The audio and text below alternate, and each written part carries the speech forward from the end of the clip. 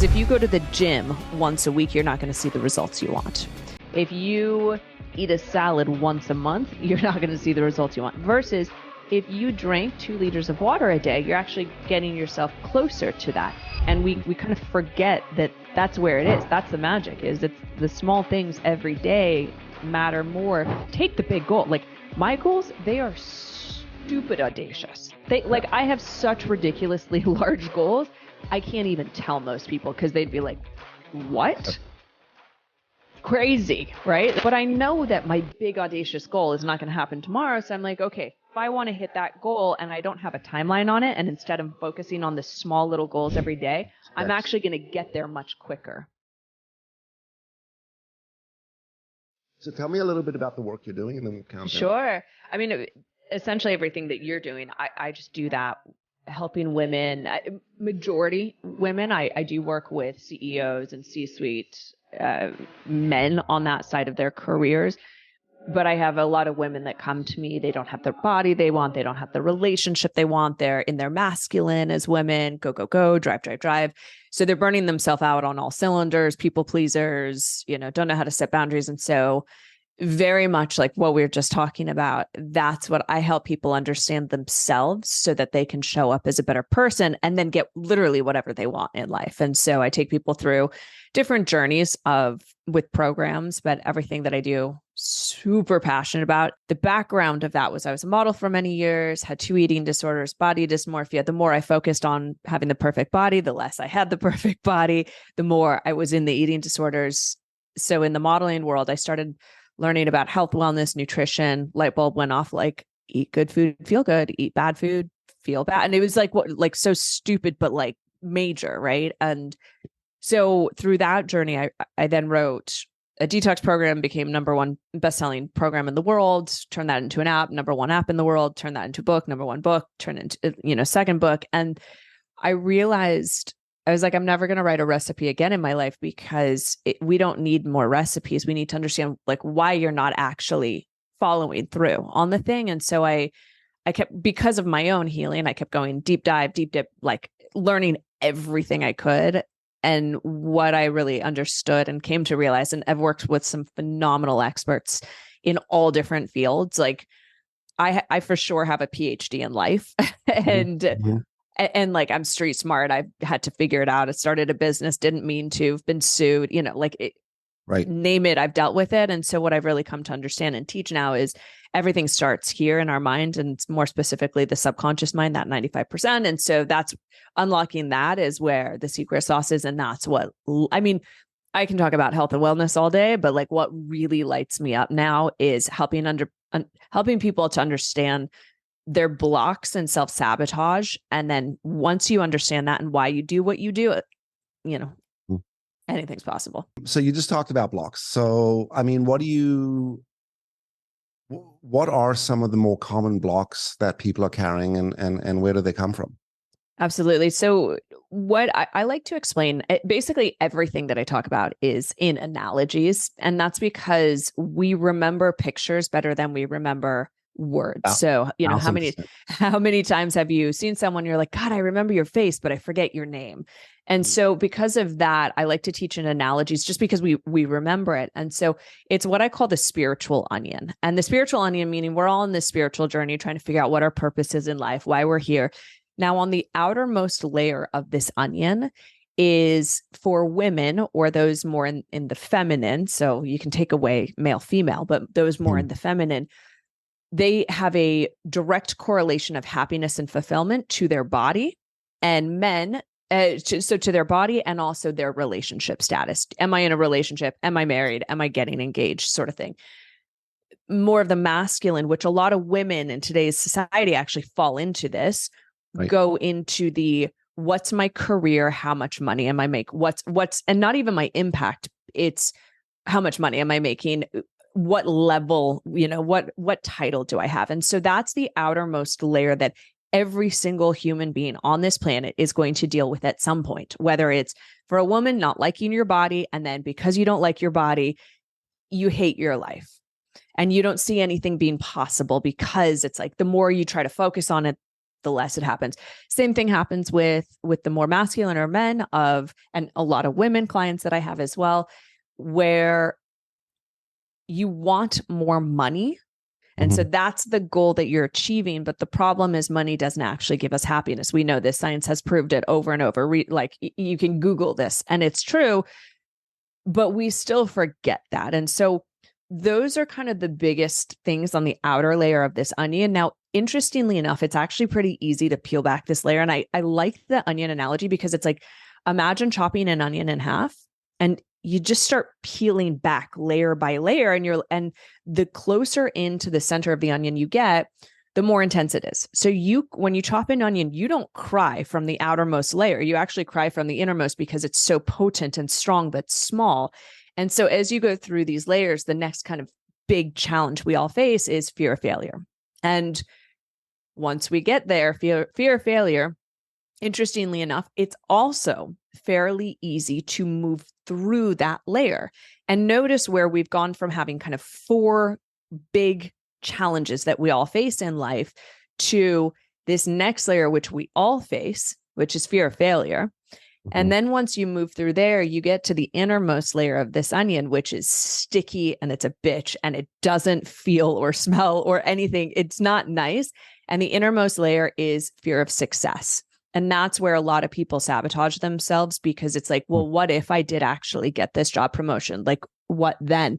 And that's because we don't know what it is to be successful, because we have every single human being has been conditioned that, you need to go to school to be happy. You need to get a job to be happy. You need to have the white picket fence, the relationship, the money. And so it's kind of the fear of failure. What if I don't have those? But when you get to that innermost, it's like, okay, but what if I do have that? What happens when I'm not actually happy? And that's where the work really starts. I mean, it's all the work, but that's where it gets really fun to work with people. I love the analogy of the onion. It's relatable, and it really drives the visual and the point. And I agree with you. We think and feel through stories, right? That's why analogies work so well. And I love the way you were describing it before. When people are describing things back, they're usually describing them through some sort of feeling, or they can't actually grasp on words sometimes. So we fall back to the feeling. You started by saying the outer layer is sort of our masculine or feminine energy. Can we have both? Absolutely. And we actually want to be balanced in both masculine and feminine energy. And I get so lit up and just excited about talking about this because you essentially have 4 energies, and it doesn't matter if you're a man or a woman or a trans person or gay, take that away. Just as a human being, there's many men who fall more into that feminine energy, and that is their predominant energy. And that's okay.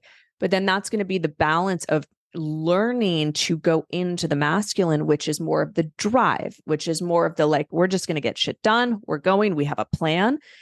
You also have women. So I'm a great example of a woman who I've started my career and I've done all of these things because I was in my masculine for so many years of my life, which was like, if you ever hear someone saying hustle mode, that's a very masculine thing.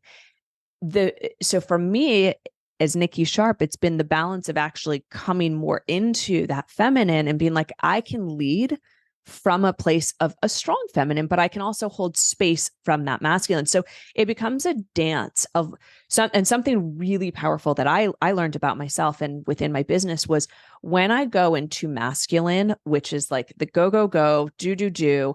I'm starting to get overwhelmed because my to-do list, it's like everything is building up. And I'm going into that masculine. What I learned was that was actually coming from a place of fear of failure. So for me, the masculine and my business was tied to fear of failure and not being successful. And so I've changed it. And now I know consciously when to tap into that masculine I would say in a more conscious way so that I can tap into we're going to get things done. We have a plan. But in order to really be in the masculine, it's having a plan and then being okay if the plan doesn't go to plan. Right. And that's where that feminine energy comes in, because you know this, Greg, in business, nothing goes to plan ever. And so that's where we kind of tap into the feminine energy. And I know there's probably going to be men listening and being like, yeah, but I don't want to be in my feminine. It's like, but you have to be, because the feminine is trusting.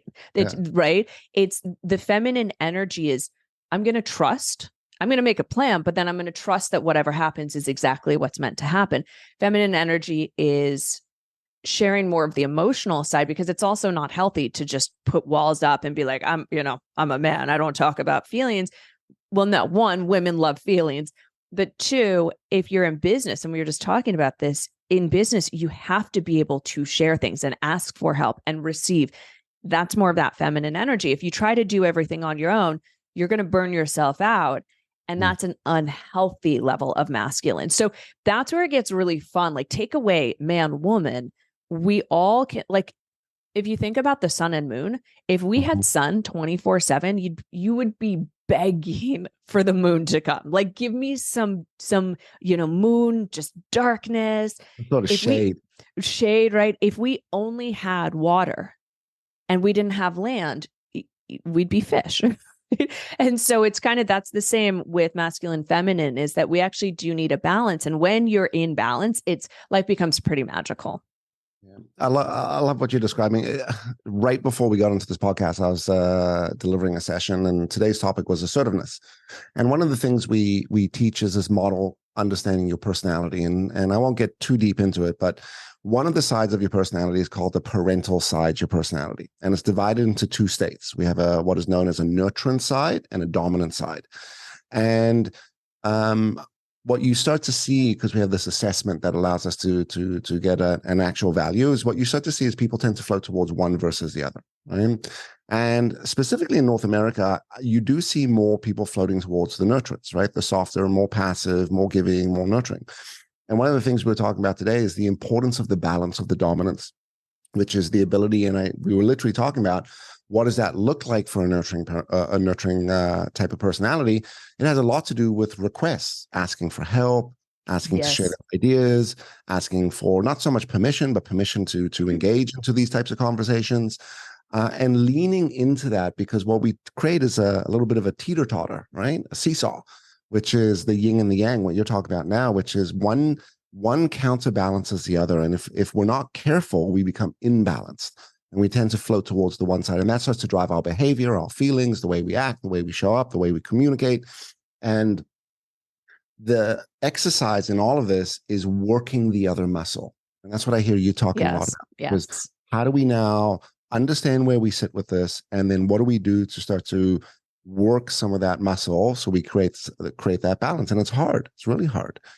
I recently learned there's something like 551 fears documented. It's like 500. Yeah, crazy. And the most common is fear of failure, fear of success, fear of rejection. Yeah. Sometimes fear of responsibility, which is what you're talking about, which is the fear of success, which is, what if I do this? What if people expect me to do it again? It's I almost describe it like a presentation. Someone goes out and they give a presentation, they kill it. They do well. And they walk off and they're like, oh, thank God that's over. I mean, I never want to do that again. And then what happens? Someone rolls up. You get invited back. Yeah. Would you like to come back and speak some more?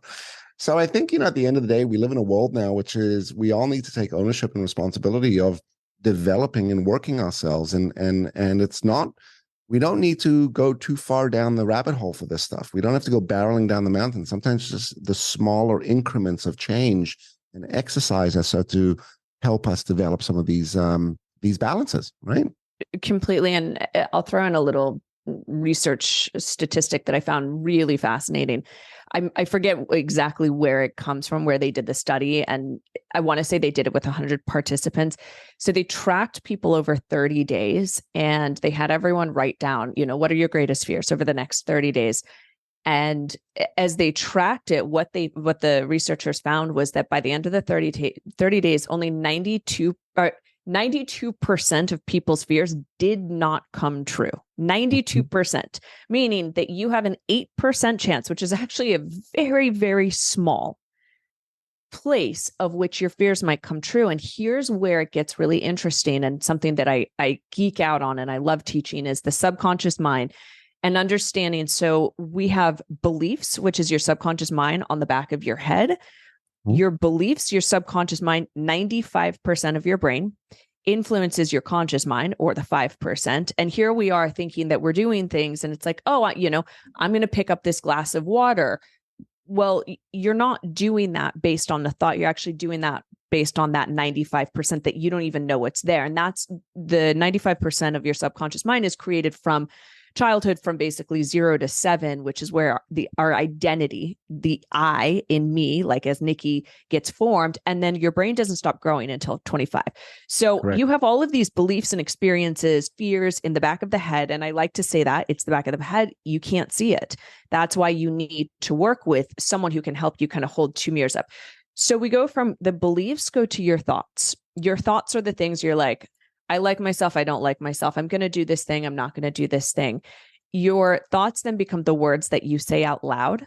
And the words you say out loud, either to yourself or to someone else, become the actions that you do. And so here's what becomes fascinating is that, like, as we're trying to balance these things, or as you were saying, Greg, that, it's a muscle that we need to actually use, because otherwise what happens is we go to what's familiar and what's easy. And so if being in your masculine as a woman, or being in your, maybe softer nurture side as a man is easy, well, you continue to do that. And that's where we create neurotransmitters, neural pathways in the brain that reaffirm, oh, this was good, do this. And then we wonder why we suffer. Like, I don't want to be in my masculine. It's like, well, you've actually trained your brain to want it. So it's not about you, it's getting into that subconscious mind. And so what I find really interesting is that so many people go in and they're like, I'm going to start a new action today. I'm going to start a new diet. I'm going to find a new job. I'm going to quit my job, find a new job. I'm going to start a new dating app to find my person.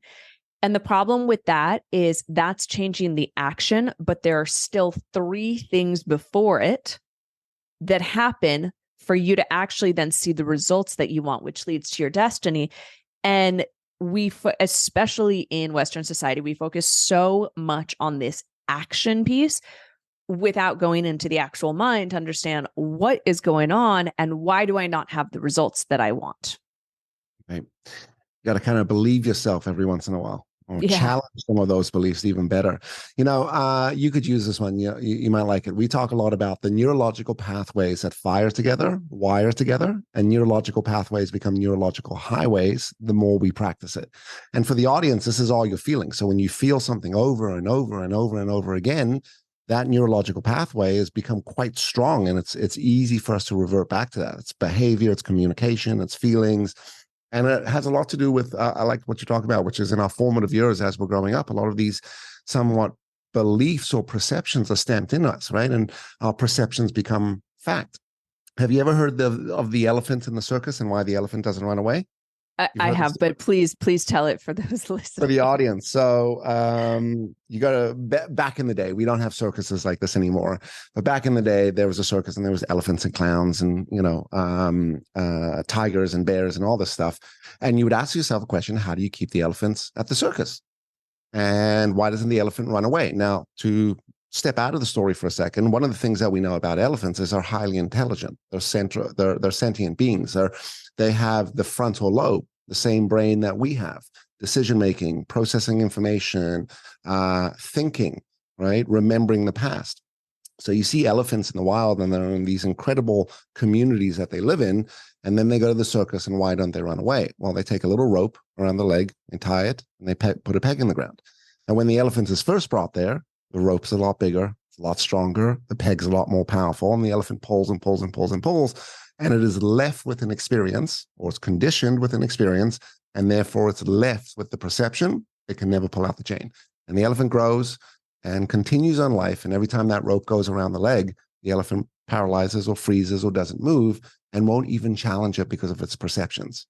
And the joke we make about this is the elephant sneezes and steps forward, and the rope pulls out the ground and goes, oh, look at that, right? I guess I could have pulled it out. So maybe sometimes in what we're talking about here with the actions is it's the action that we gotta initiate, and then it's really building that experience and that muscle memory behind it. So talking about the subconscious, I mean, the problem with the subconscious or the unconscious is it's bleeping unconscious. We don't know that we don't know. Exactly. So how do we what are some ways, some tips, some tools that might start to get us to examine some of these unconscious feelings and perceptions that I'm carrying? Great question. And what I would say too is, as we're talking about the belief system, so the elephant is, being tied down to this thing, we all create jail cells in our own mind. And we actually have the key and we hold the key. And I work with so many clients where I'm like, you're actually choosing to keep yourself locked up versus just unlocking the thing. And that's because of, as we were talking about, the neural pathways, and nobody wants suffering. But when it's something familiar to you, the brain and the body, the actual nervous system, will choose what's familiar, even if it's not what your conscious mind wants, because your subconscious is so intertwined with your nervous system, your parasympathetic and sympathetic nervous system, that we go to what's familiar, even if the brain doesn't like it. So what are some ways to do this? Well, first, I would say to understand that a belief is nothing more than a thought that you have thought a bunch of times. So belief is a thought that you're just thinking over and over and over again. That's it. That's all a belief Cool. is. So I like that. I like that a lot. Right? Knowing that, a belief actually becomes much easier to change than we think it is, if you know that it's just something that you've been thinking for 20 years. Like, I remember when I started my wellness just journey for myself, but within this, I was like, I could convince anyone that a blueberry is not actually good for you. Mm-hmm. Or I could convince anyone that a banana, like, you should only be eating bananas. And what I realized in that moment was that it's, what am I sharing in the belief? How am I doing it? What's my tonality? How, strong in my belief, and how I share that. I can make you change a belief actually very quickly. And we don't think that's the case, but it is when someone else comes with, confidence, conviction. It starts to make us think like, could it be different? So a few ways that I love on how to just start to get into the subconscious mind, and just first understanding your belief system. When something happens, we all get triggered all day, every day. We're little walking trigger human beings. And when you get triggered or frustrated about something, or someone says something to you, I want you to ask yourself, and I highly recommend writing this question down and looking at it over and over again. Could it be true? So, Greg, if you were to come to me and say, Nikki, I think you're really bad at business. I don't think you're doing a good job at all. I'm going to ask myself, could it be true? Because notice how quickly I could go into that thought pattern. Oh God, Greg's doing better than me. He thinks I'm a bad business person. Shit, what? And then I'm going to start to find reasons as to why that is true. So now I'm doing confirmation bias to prove you correct in my own mind without you even knowing it. Now, on the other side of it, I'm going to ask myself, could it be true? And the answer is always yes or no. That's it. It's a yes or no answer. And I'm going to say, no, that's not true. I'm actually very good at business. Have I had a lot of quote unquote failures? 100%. Have I learned from them? Yes. Do I think I'm a good business person? I do. I have a lot of resiliency. So notice now the answer is no. I'm not taking on your belief system. I'm checking in. So now I know my belief system is actually, how interesting. I actually do think I'm good at business. So that's where I want people to start, is when you get frustrated, triggered, irritated, ask yourself, could it be true? Now, let's say the answer is correct. And let's say you come to me, Craig, and you say, you know what, Nikki, I don't think this was a great interview. I think you could have done better. I'm going to ask myself, okay, could it be true? If the answer is yes, that's where I get to go unpack, again, that onion, unpack and be like, okay, well, why is that true? That actually maybe I didn't, which I do think this is a great interview, but it's just for the exercise. Yeah. I'm going to become an archaeologist or a discoverer of my own life. So now I'm going to say, okay, so it is true that actually I didn't give as good of an interview as I wanted to. Why could that be? Notice I'm taking away the blame and judgment I have of myself. And instead I'd be like, okay, well, you know what? I did fly yesterday. It was a very long travel day. I could be a little jet lagged. I did sleep a little later than I wanted to. Didn't have time to blow dry my hair. Maybe that affects me. Who knows? Right. And so now notice the answer of a yes, no question. I've gone and clarified what my beliefs are and why. without judgment. And that's going to be a key thing, is that when we start to do this sort of work, is you're going to learn things about yourself that you don't like, but you have to meet yourself with compassion, without judgment. Number two, you have to, and I hate using the word have, need, should. If you are using those words, I can already tell that you're not going to be seeing the results you want in your life. But I'm going to encourage anyone listening to either speak to a therapist, work with someone like you, Greg, work with someone like me, or just journal. Journal is free. It's easy. Go get a piece of paper.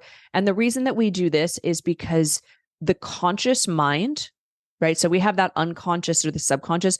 The conscious mind is the thing that creates the problems, and we're trying to create solutions with the very thing that created the problem. So instead of ruminating, and how often has this happened to you, Greg, where you think about a problem and then you sit with it and suddenly you're spiraling and like you've tree branched into all these other problems? Has that ever happened to you? Always. Always, right? So what I say is get it out on paper, because once it's out of the brain and you actually, and there is research to back this, when you see it on paper, one, we're just doing a mind dump. So we're just getting it out. Two, your brain, as you start writing, it actually creates the synapses between the left and right brain, so the logical and the creative side. So as you start to write things down, your brain will actually start to get more creative to find solutions. So instead of trying to find solutions in your brain, get it out on paper. Three, it's another analogy. It's what I like to call word vomit. Because if you think about all of the challenges, the problems, the shit coming up in your mind, I want you to think about that literally like shit. So if you've ever thrown up or you've used the toilet and you've had diarrhea, the next time, and this is like a weird analogy, but you will never forget it after this. Take a look back. I want you to look down in the toilet and ask yourself, do I want that back inside my body? And the answer is going to be no. Of course, I feel better. Ew, gross. We've dumped it. We've dumped it, right? So that's what we're doing with the mind dump, is we're getting all of these swirling thoughts, literally like word vomit or word diarrhea, and just getting it out. And then when you see it on paper, it's like, do I really want that back? No. Those would be my kind of simple, easy start with tips. Love it. I'm for the audience, I'm smiling as you're talking, Nikki, because I 1000% agree with this. And I do a lot of teaching around this as well. And it's nice to hear you talk about it, which is like reinforcing some of the work. One of the tools I have is something called the stop guide, which is basically, we call it emotionally vomiting, right? Which is, how do I take this situation and emotionally vomit, exhaust it all out in an exercise of writing, which is very structured, which is, you go through different sections. And the idea behind it is, once you get it out all on paper, you can kind of step back and say, all right, now that I've sort of gotten it all out, what clarity do I have? And what is that objective moving forward? And how do I want to proceed? We talk a lot about the what and the how questions, right? What do I want? How to get there? We got to be careful about the why questions sometimes, because if we're not careful, that sends us down the rabbit hole of, why am I not good? And why am I feeling this way? And why does life suck so much? And you spin down. It's very important. And I heard you talk a lot about this. Like, you got to understand the why. You got to understand that root cause. And we want to be careful about how we get there through some of the questions.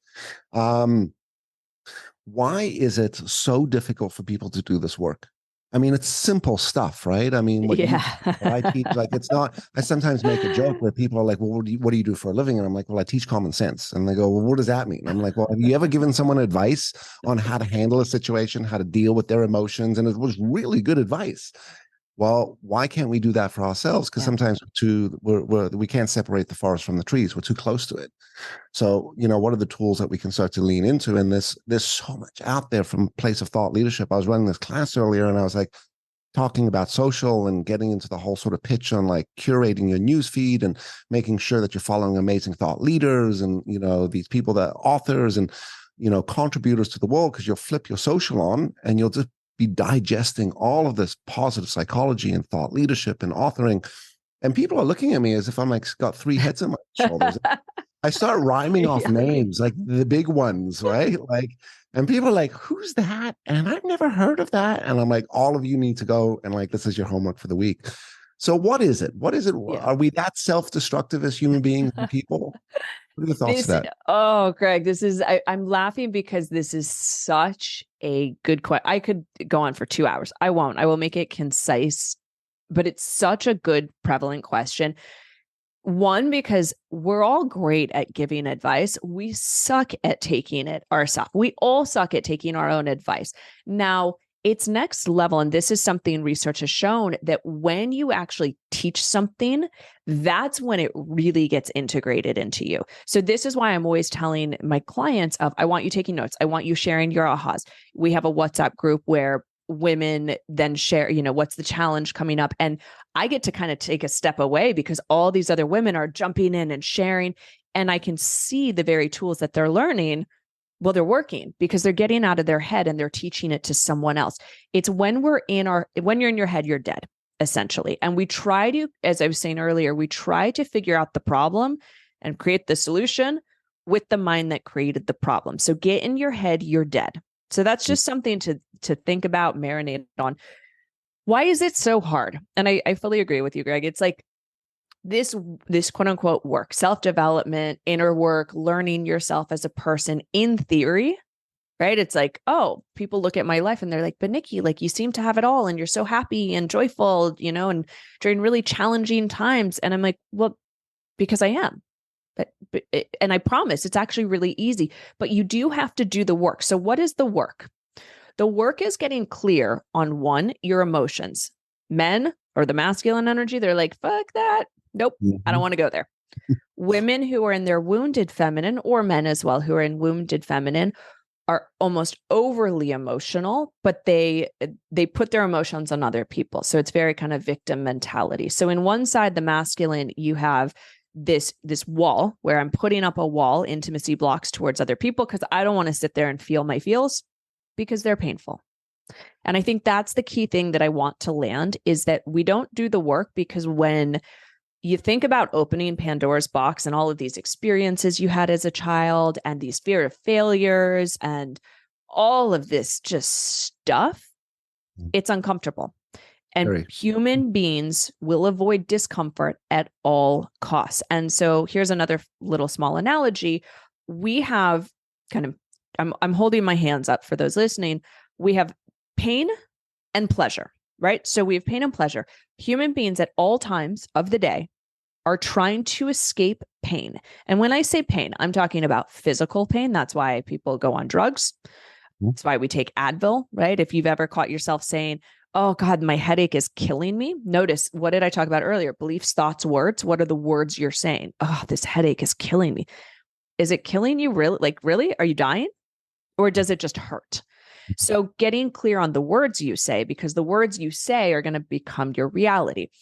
So we also have pain of painful experiences, of emotional experiences with family. Let's just say I was just with my dad. Oh, family's so fun, aren't they? They just trigger the shit out of you. And family brings up discomfort, brings up pain. It brings up, you start thinking about expectations. God, I wish my mom was different. My dad was different. Why did so-and-so do that? It's painful to sit there and realize that we have expectations that are not being met. So anytime you have an expectation, and if you have it, typically it leads to resentment of other people because it's not being met. That's where suffering is caused because your expectation and what reality is different. So we have misalignment, i.e. suffering. So add on to that you have physical pain in the body and you have emotional pain. And emotional pain truly can be anything from I was raped as a child, or I suffered from something in war, or someone stole from me one time, or my last boyfriend or girlfriend broke up with me and now I don't trust men or women, right? All of those are painful experiences. And there's varying degrees of pain, i.e. trauma, and there's big T trauma, little t trauma. And it doesn't really matter what the trauma is. What is trauma? And on Instagram and social media, all these things are just like flown around like, oh my God, you have trauma, how to deal. What is trauma? Trauma is unresolved emotions in the body. What is emotion? It's energy and motion. Energy and motion gets stored in the body if we don't know how to process it. At 4 years old, your mom leaves, walks out. You don't know how to process that as a 4-year-old. You're going to then have a belief that mom doesn't love me. That's going to go into how you date. Right. So all of these things start to get intertwined. So kind of that's the backup. Now we bring it forward of why is it so damn hard to just like do the work? Well, because people don't like change, because change is uncertainty and nobody likes uncertainty. We like to know what we know, and we want to know what's going to come next. And I can tell you, the more certainty you look for in your life, i.e. control, the more unhappy and suffering you're going to have. So I can continue and expand on that, but I know I just said like a lot of different things there. You're bang on in the sense that, you know, we seek comfort and pleasure in all things that we do. We try to avoid pain and discomfort at all costs. And it should be the opposite, leaning into that stuff in order to resolve it so it doesn't keep popping up. In my world, we call these emotional markers, which is these little imprints that have been left in us. And, you know, if you lean into the stuff, you can resolve it. What are your thoughts about people getting too caught up in just the actual work of doing the course? Like, I did the course, I signed up for the coach, I read the book, I listened to the podcast, and they get so caught up in the exercise of the learning, but they don't get caught up in the exercise of actioning and doing. Well, you don't have the integration, right? And that's another place of that spiritual onion of fear of failure, fear of success.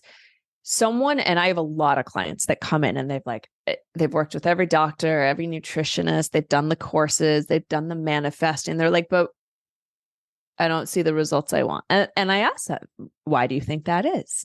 They're like, I don't know. I know all the things.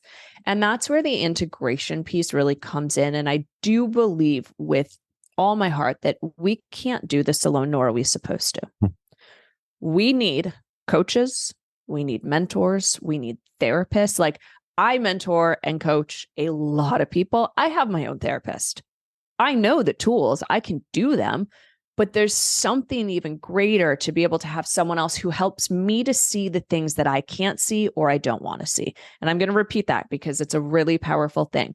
We need other people to help us see the things we can't see in ourselves or that we don't want to see. And so, you know, when you think of, if anyone listening, you're listening and you're like, you know, I've tried the diet and I'm just not seeing the results, or I've done the coaching program and my business is not where I want it to be. One, I'm going to ask yourself, what are your expectations here? Two, how are you showing up for yourself? And this is where, at least in the work that I do, I love breaking. I take people's goals, and in session one, I have them write down, what are your goals for this program? And then we go through a whole session and they completely rewrite their goals, because what I teach and what everyone learns as they work with me is that we actually are setting ourselves up for failure with the majority of goals that we write, because they're too big and grandiose, right? SMART goals, for example. Yes, SMART goals work.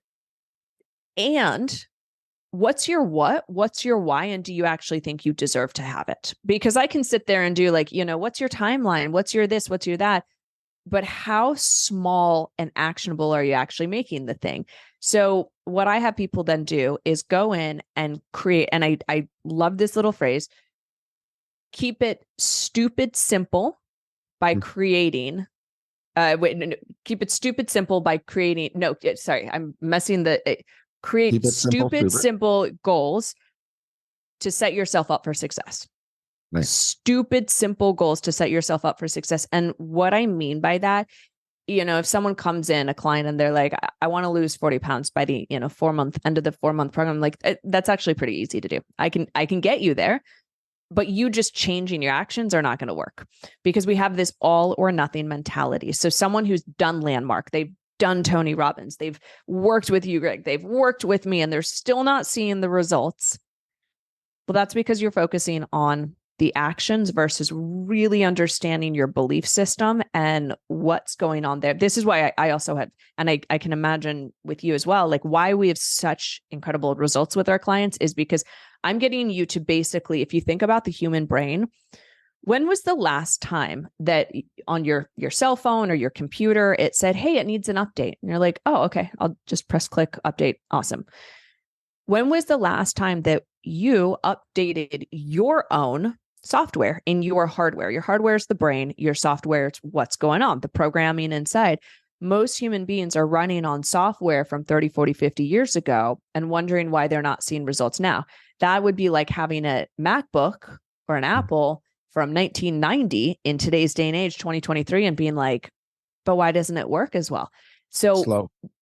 It'd be slow, right? You can't do half the things that we can do now. You wouldn't even have a cell phone, an iPhone in 1990, like the, this iPhone, which is all these, it does so many things. That's where it's not about starting a new diet. It's not about starting a new business. It's not about quitting your business to do something you're passionate about. It's actually going in to rewire and literally do an update on this software in your brain. And when you do the software update and you continue to do it over and over again, that's where the real magic happens. That's where life starts to become fun.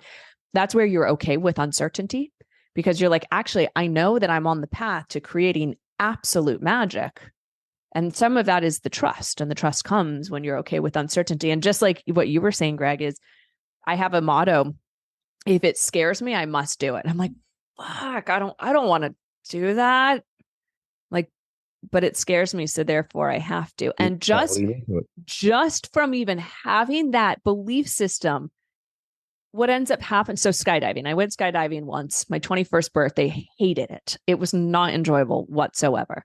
I have a fear of skydiving again. I'm like, just because of how much I hated it back then, I'm like, all right, well, you know what? That emotional marker that was left with you. Exactly. The emotional marker. And I'm like, okay, Nikki, so here's the magic sentence.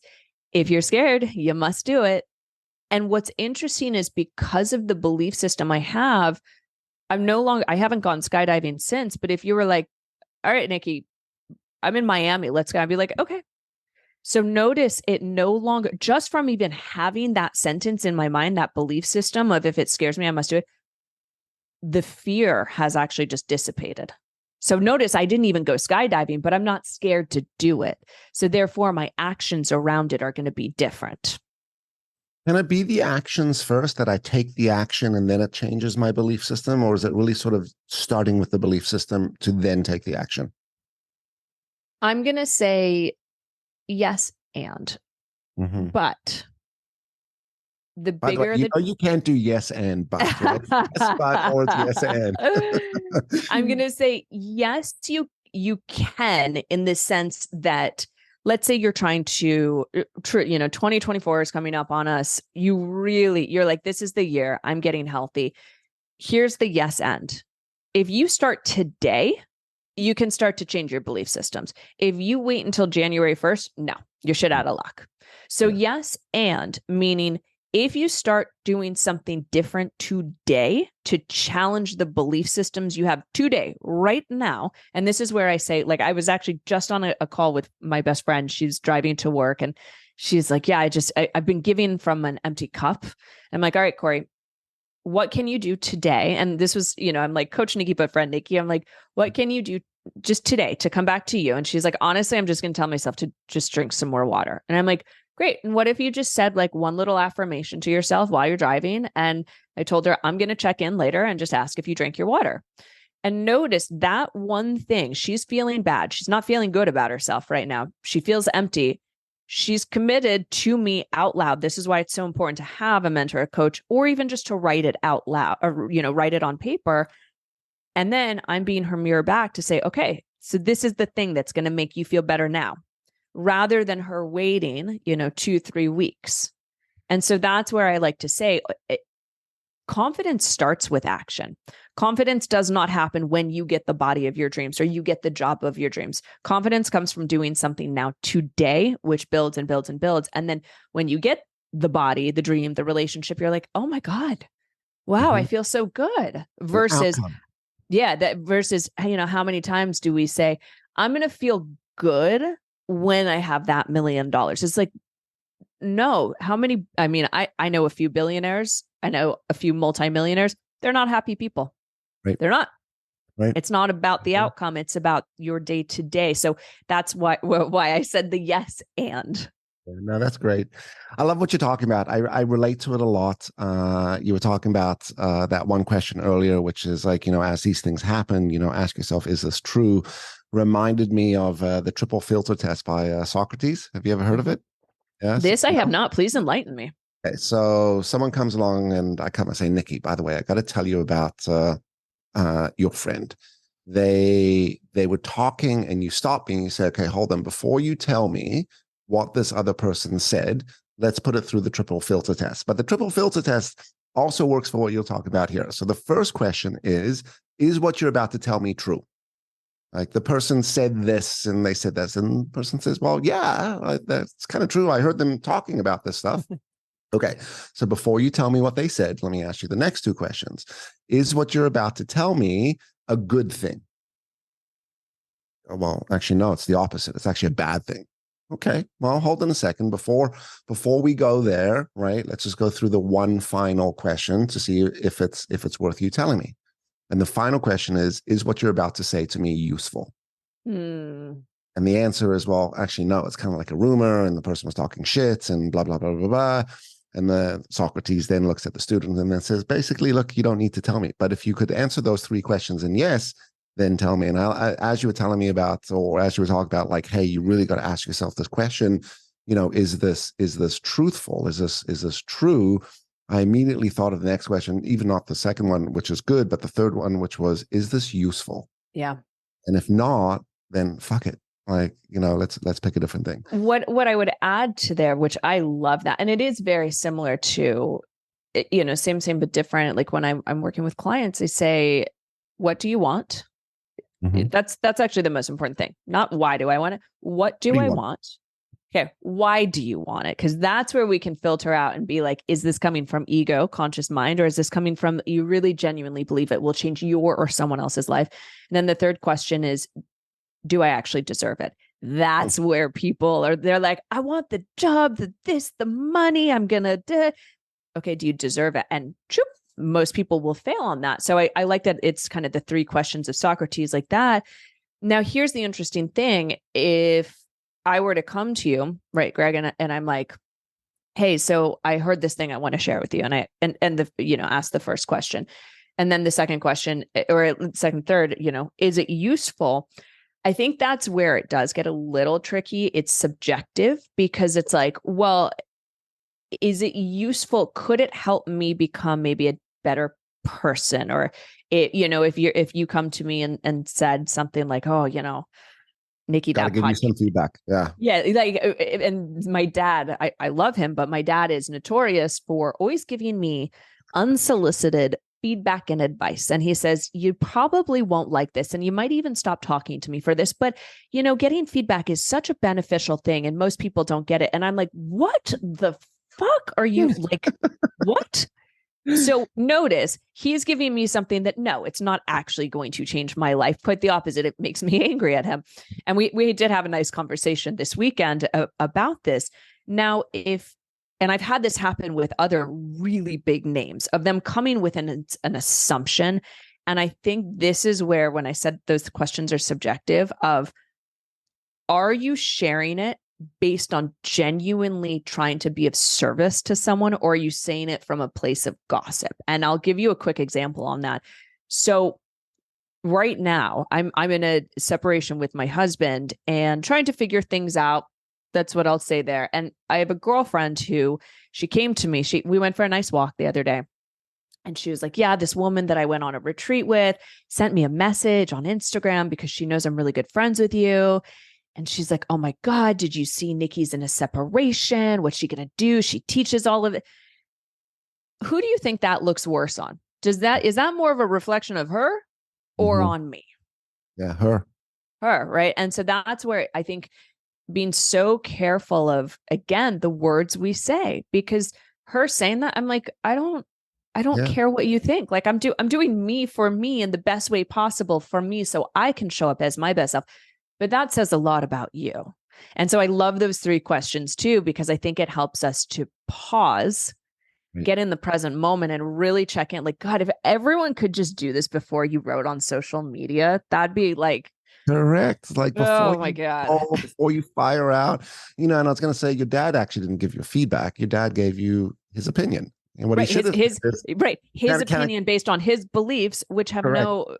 And instead of like coming and saying, hey, Nikki, I'm a little concerned. I just want to check in. Are you okay? That's a very different question, which fall in lines with Socrates' three questions versus just, hey, I'm just going to give you that. And you're like, Yeah, we all love our opinions because we think it's we're experts and it's great advice. I caught myself the other day. I'm friends with this chef, and he's the chef for the development that I live in Costa Rica. And I found myself early days talking with him, and he pointed it out to me, right? And he did it in a sarcastic way. I'm like, you know what you should do? You know what you should do? You know what you should do? And eventually he said, hey, Greg, what do you think I should do? And I was like, oh, oops, I meant, can I share what I would like to see? Can I tell you what I think would be a great idea? Can I give you my opinion? And I'm very conscious of that. Like, can I share feedback? Can I give you my opinion? Can I just tell you what I believe? Because we need to define these things more, right? Yeah. And in a lot of cases, you need that permission. I don't think people wait for the answer sometimes, which is, can I share some feedback with you? People don't even reply to that before they start sharing the feedback. And in a lot of cases, it comes from what you were talking about before. Not only do we self-judge ourselves and self-criticize ourselves, but then we judge and criticize others, right? It's like someone comes home with a speeding ticket and they haven't even finished the sentence. And you're like, well, I've been in the car with you, right? You drive like a lunatic. And it's like, whoa, hold on a second. I'm in the midst of expressing and talking, and I need someone to just listen and receive. And people immediately launch in with that criticism. And I think this is where things go wrong, right? I also love what you were talking about with the micro actions, right? Let's stop going after these. And worst corporate thing ever taught was big, hairy, audacious goals. Like the bigger the goal, the better. And yeah, for brainstorm sessions and blue sky thinking, I think that's great. But really walking that back to some micro actions, like what's the tiny little thing I could do today and a tiny little thing I can do tomorrow. And if I keep doing these tiny little things each day over a period of time, I'm going to end up with a large amount of change, large amount of success, large amount of impact, and therefore then feel and have that confidence as you were describing before. Nikki, what I was going to say really quickly on that, it's the same as compounding, which is, in financial terms, something that I learned about. And I'm like, you can be 20, 30, 40, start putting, $50 a month into a Roth IRA or, into index funds. And that's going to compound over time, the same as what we're talking about. Break it into stupid, small, like simple, easy goals that you can actually commit to every single day. Because if you go to the gym once a week, you're not going to see the results you want. If you eat a salad once a month, you're not going to see the results you want. Versus if you drank 2 liters of water a day, you're actually getting yourself closer to that. And it's the same with compounding, where if you put in that money every single month, for 20 years, versus the person that puts in maybe 20,000 at age 40, the person who started investing at age 20 it's going to retire, take their money out with millions of more dollars. And we kind of forget that that's where it is. That's the magic, is it's the small things every day matter more. So I love what you're saying, Greg, but like, take the big goal. Like my goals, they are stupid audacious. I have such ridiculously large goals. I can't even tell most people because they'd be like, what? That's crazy. Yeah. Crazy, right? That's crazy that you're and I'm like, yeah, but it's not for me. It's not, because I've already been able to do so much. But I know that my big audacious goal is not going to happen tomorrow. So I'm like, okay, how can we start to break that down so that, today I'm getting myself closer to that. Like if I want to hit that goal tomorrow, there's no way. There's literally no way. But if I want to hit that goal and I don't have a timeline on it, and instead I'm focusing on the small little goals every day, I'm actually going to get there much quicker.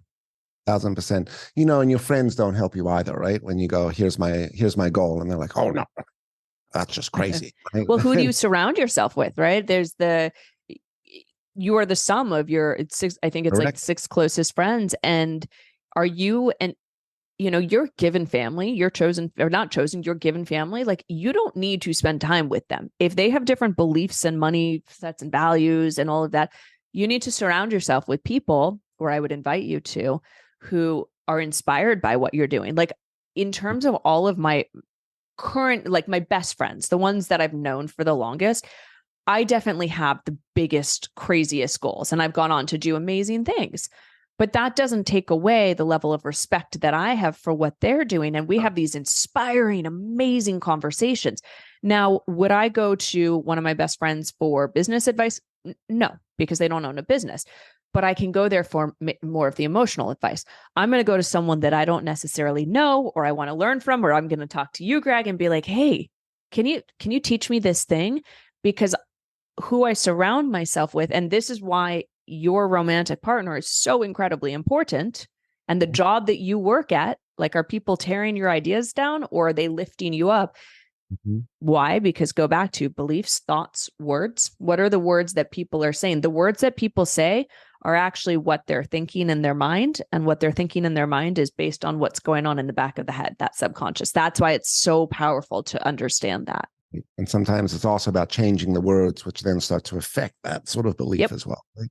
Well, very cool. The two most powerful words in the human language, do you know what they are? I've heard this. I want to say love is one of them. No, I can. I'll say yes and. But the two most powerful words, which are 3 letters, I am. Because whatever comes after I am is what your mind actually believes to be true. So if you're saying, like, I used to have insomnia for 7-8 years. I was on Ambien for 5 straight years. I went and did sleep studies. And I used to say, I am an insomniac. Well, what do you think my mind is going to believe at that, right? Anything you say, I am, if you say, I am a kind person, well, that's now the thought you're thinking. You say it out loud. You're more likely to do an action that's in alignment with, I am a kind person. If you say, I am an insomniac, you're more likely to do an action that's going to get you closer to the thing that you don't actually want. So I am is really, I encourage people to go and brain dump and write it down and be like, what are the things I'm telling myself? I am this, I am that. Who are you? I love what you just said. I've been teaching I am a lot, but I've never made that connection of the two most powerful words. And it's 1,000% true. You speak in a forwarding way. This is the whole concept of reframing. Do you know who Trevor Moawad is? He wrote a book called It Takes What It Takes. Unfortunately, he passed away last year, but it was all on neutral thinking. And basically what he talks about, and he was on Tom Belew's podcast, Impact Theory, was he says, negative thoughts are way more powerful than positive thoughts. Yep.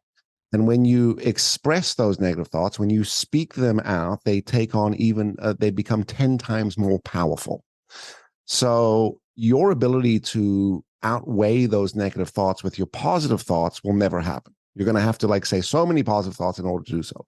So basically, don't say dumb shit out loud is one of them, right? And then catch those thoughts. And then what he talks a lot about is neutral thinking, which is how do we reframe back to what am I here to achieve? What am I going after? What are the steps I'm taking, et cetera, et cetera. Anyway, do you know why it is, though, the negative versus positive? So it takes 6 compliments to offset 1 negative comment.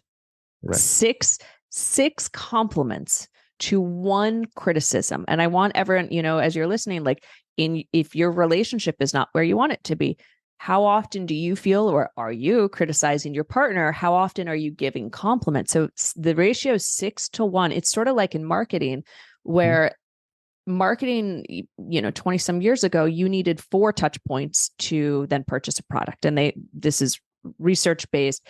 So you needed to see a commercial, maybe the commercial again, maybe see an ad, someone talk about it, 4 touch points. 2018, it went up to, I'm sure it's gone up since then.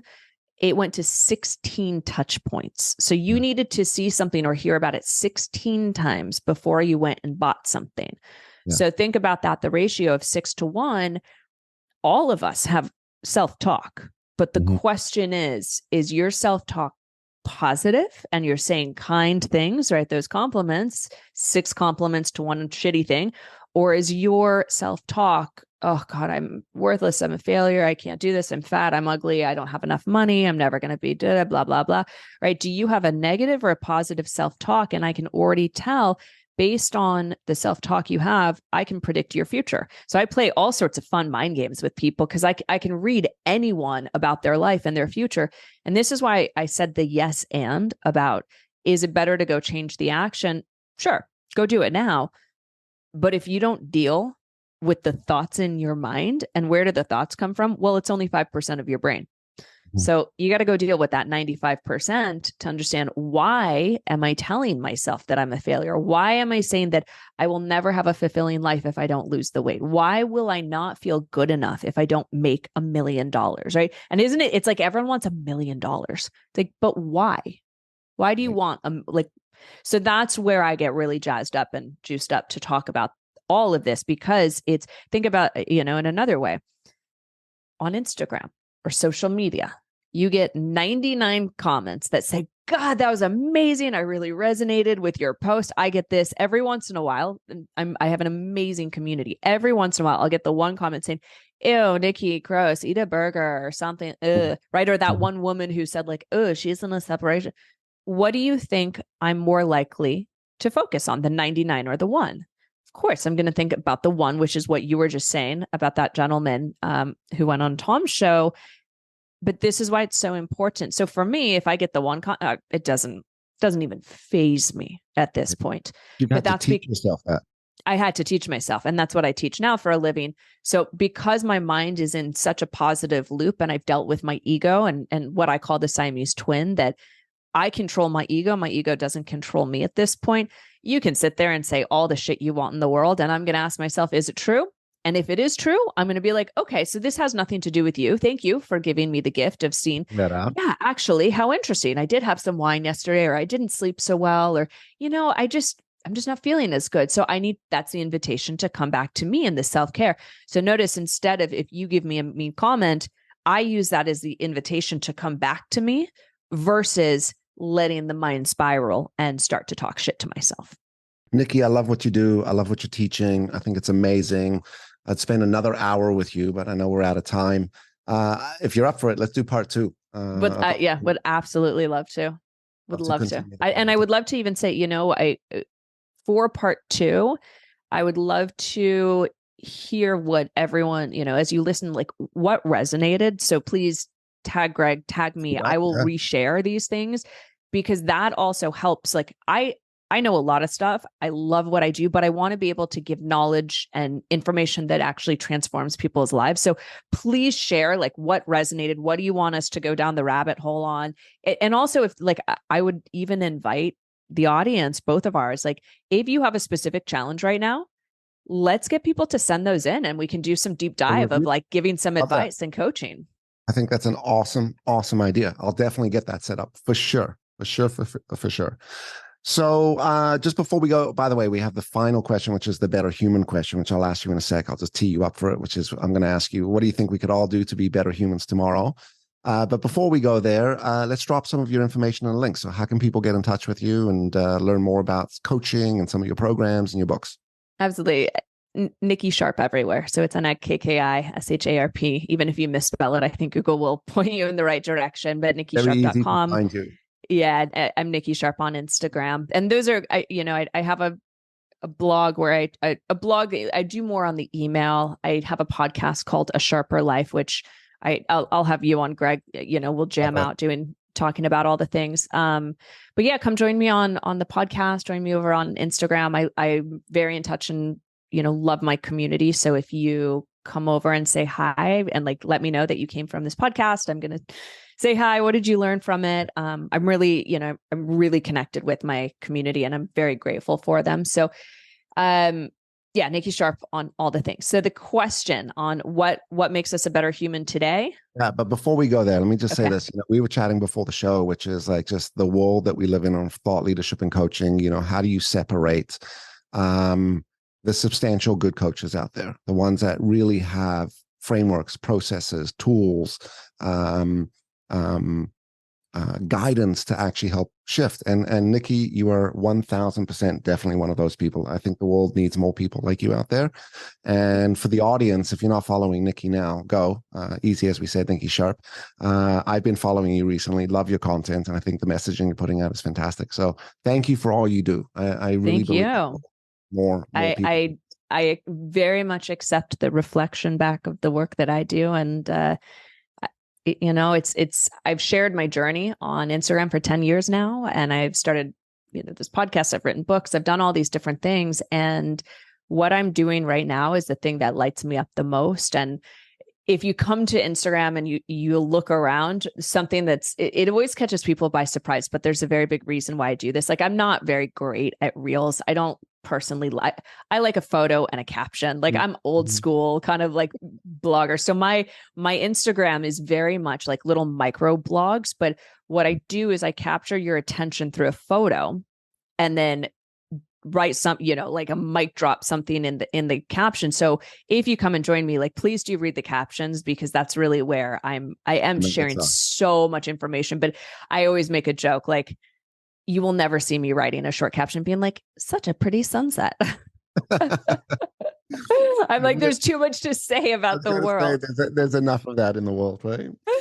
I'm not basic. I'm a pretty deep person, and I like to share everything that I know. So thank you. I really appreciate that, Greg. So, better human question. What do we think we all need to do to be better humans tomorrow? I mean, I'm going to say, instead of tomorrow, why not today? And for that, I would gosh, I have so many different ways I could answer this. Self-care.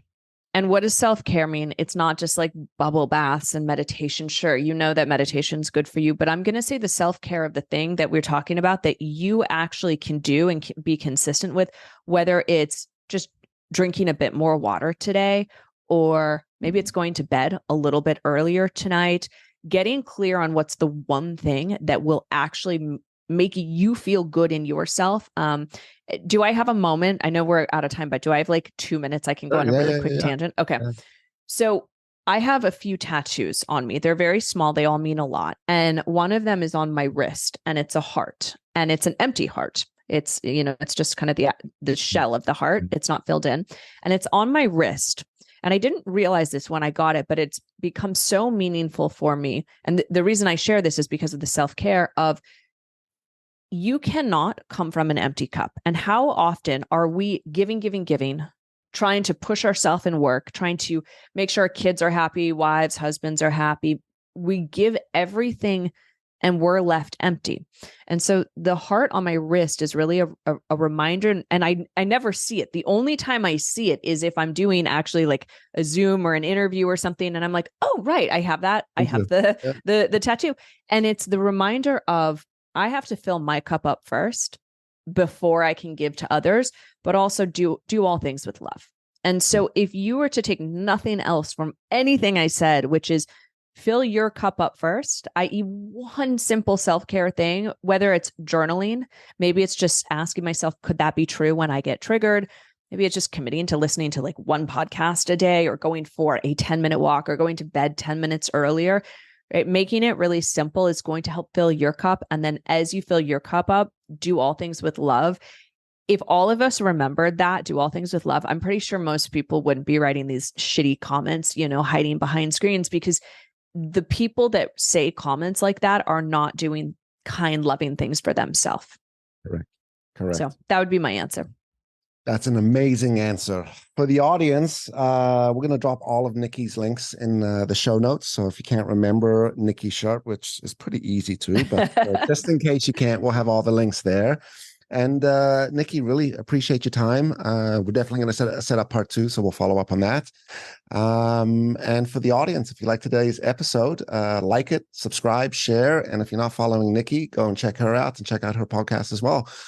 Thank you for being here. And to the audience, we'll see you all next week.